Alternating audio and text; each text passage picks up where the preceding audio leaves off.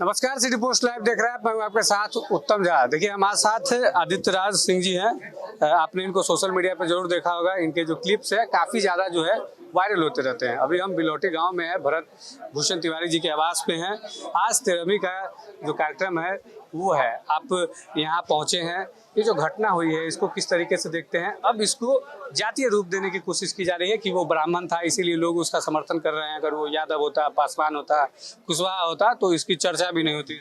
सबसे बड़ी दिक्कत क्या है ना, हमारे यहाँ षड्यंत्र का एक बहुत आसान तरीका है। अगर किसी व्यक्ति के व्यक्तित्व को छोटा करना है तो उस व्यक्ति को उसके जाति से संबोधित करना शुरू कर दीजिए। इस देश में कोई ऐसी जाति नहीं होगी जिस मैक्सिमम 10% से ज्यादा, अगर ओवरऑल ऊपर से लेकर नीचे तक आप देख लीजिएगा तो उनकी संख्या होगी। तो द मोमेंट हम भारत के लोगों में से किसी एक को आप जैसे ही जाति से संबोधित करना शुरू करिएगा वो छोटा हो जाएगा। तो जो लोग अपने आप में बहुत छोटे छोटे किरदार हैं, बौने बौने किरदार हैं, जिन्होंने समाज के लिए आज तक कुछ भी नहीं किया है, उन लोगों को लग रहा है कि एक लड़का जो सिर्फ 28 साल का था, बीएससी का छात्र था, अपनी जाति को छोड़िए, अपने गांव को, अपने समाज को छोड़िए, दूसरे गांव के लिए इतना कुछ करके चला गया और उसके बाद वो कीर्ति उसको मिल गई जो बड़े से बड़े शहीदों को भी नहीं मिल पाती है, बड़े से बड़े क्रांतिकारियों को नहीं मिल पाती है। तो फिर उन लोगों की जलन इतनी ज्यादा है कि उनको लग रहा है कि इस आदमी को कैसे छोटा करें। छोटा करने के लिए इस व्यक्ति को जाति के नाम से बुलाना शुरू कर चुके हैं। भूषण तिवारी को अब भगत सिंह का जो दर्जा है वो दिया जा रहा है। भरत भूषण तिवारी भगत सिंह से बड़े हैं, सीधा बात है, वो निश्चित तौर पे बड़े हैं। देखिए, इसका कारण बताता हूं मैं। भगत सिंह की लड़ाई अंग्रेजों के खिलाफ थी। अंग्रेजों से हमारा कोई खून का संबंध नहीं है, हमारा कोई लेना देना नहीं है। भाई, किसी अंग्रेज की हत्या करने में यहाँ मौजूद व्यक्ति को कोई दिक्कत नहीं होती। अगर देश गुलाम होता तो हमारे पूर्वजों ने की होगी।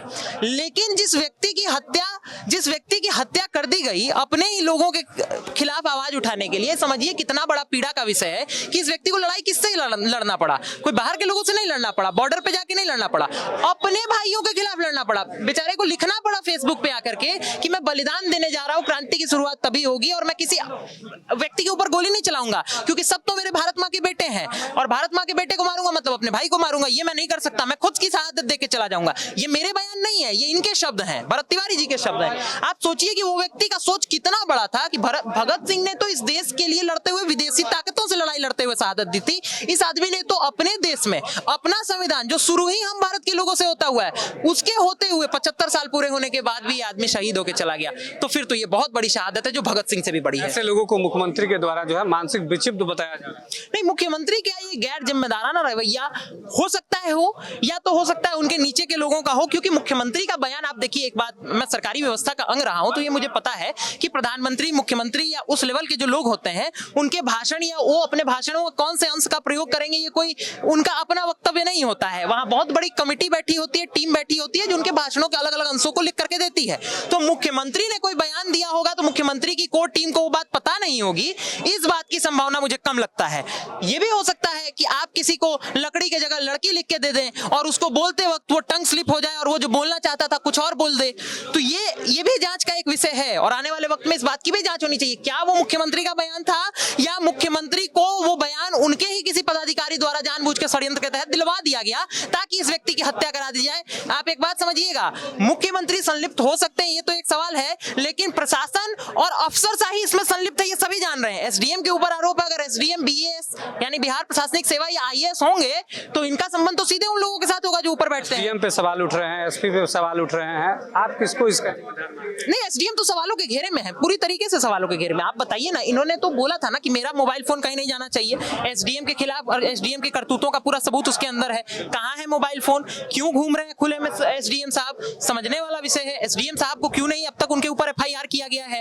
एफआईआर में जब पूरा समाज कह रहा है कि एसडीएम की गलती है, एसडीएम का नाम एफआईआर में नहीं है। जिन पे एफआईआर किया गया है हत्या की धारा नहीं लगाई गई है, बीएनएस के सेक्शन 27 का प्रयोग किया गया है। बहुत से जो एक्सपर्ट्स हैं वो बता रहे हैं कि 27 बीएनएस जो होता है उसका सीधा संबंध हत्या से तो नहीं है। तो ये सवाल बड़े हैं। ये दिख रहा है कि प्रशासन जो है अपने हिसाब से लिपापोती करने का पूरा प्रयास कर चुका है। ऐसा किया नहीं जाना चाहिए, वरना समाज के अंदर जिस तरह की व्यवस्था क्रिएट हो रही है इससे बिहार के लोगों का, बिहार की विधि व्यवस्था का और लॉ एंड ऑर्डर का बहुत बड़ा नुकसान हो सकता है। तिवारी जिस चीज के लिए लड़ाई लड़ रहे थे, जिस समाज के लिए वो लड़ रहे थे, जिस चीज के लिए वो सिस्टम से लड़ रहे थे, आप लोग उनके साथ रहेंगे खड़े, वो तो चले गए अब, लेकिन उनकी उनके जो सपने थे उसको पूरा करने मैंने पहले भी कहा है, मैं फिर से रिपीट कर दे रहा हूं, भरत तिवारी को न्याय मिलने का अर्थ ये नहीं होता है कि उनको गोली मारने वाले लोगों का नाम सार्वजनिक हो जाए। भरत तिवारी को न्याय मिलने का अर्थ ये भी होता है कि जो 3 मांगे उन्होंने की थी वो तीनों मांगे पूरी हो, जिसमें से एक जवनिया के विस्थापितों का मुद्दा भी है। तो ये बात मानना पड़ेगा कि जब तक उनकी सारी मांगे पूरी नहीं हो जाती हैं और उनके जो हत्यारे हैं उनका नाम सामने आके उनको फांसी की सजा नहीं हो जाती है, तब तक पूरा न्याय पूरा नहीं होगा। और हम जैसे तमाम लोगों की ये जिम्मेदारी है कि भरत तिवारी चले गए, परंतु इस परिवार ने 140 करोड़ नए बेटों बेटियों का जन्म दिया है और भारत मां के पुत्रों के रूप में हम लोगों की जिम्मेदारी है कि ये जो लड़ाई, ये जो क्रांति है, ये आगे हम लोग जारी रखें। बहुत बहुत धन्यवाद। अभी हमारे साथ है आदित्य राज थे, सोशल मीडिया पे काफी ट्रेंड में रहते हैं। भरत भूषण तिवारी के घर जो है ये पहुंचे थे, क्या कुछ इन्होंने कहा है, ये जो मुद्दा है जिस तरीके से एसडीएम सवालों के घेरे में है, एसपी पर सवाल उठ रहे हैं कि एसपी ने जो है देर रात वो इनके आवास पर पहुंचे थे और भाई को धमकी दी गई है। हालांकि इसके बाद एसपी की तरफ से प्रेस विज्ञप्ति भी दी गई है कि धमकी देने की जो बात है वो गलत है, तमाम सारी जो चीजें हैं वो कही गई थी।